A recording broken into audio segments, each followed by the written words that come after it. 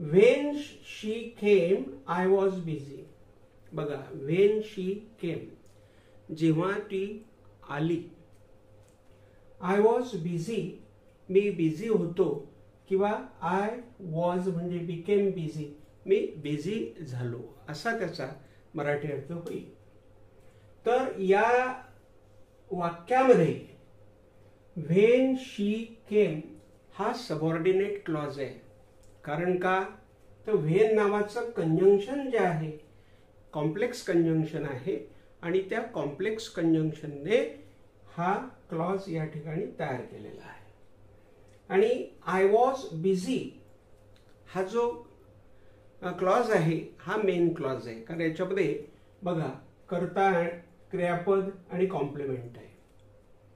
म्हणजे एससीओसी पॅटर्न किंवा SVC pattern हे पॅटर्न ज्याच्यामध्ये असतात, म्हणजे कर्ता क्रियापद कर्म किंवा कर्ता क्रियापद पूरक शब्द मॉडिफायर वगैरे, हे अशा प्रकारचं जे वाक्य असतं ना, त्या वाक्याला आपण साधं वाक्य म्हणतो. म्हणून एक साधं वाक्य आणि एक सबऑर्डिनेट वाक्य, कंजंक्शनने सुरू होणारं वाक्य, हे मिळून आपला हा कॉम्प्लेक्स क्लॉज किंवा कॉम्प्लेक्स सेंटेन्स हे तयार होते.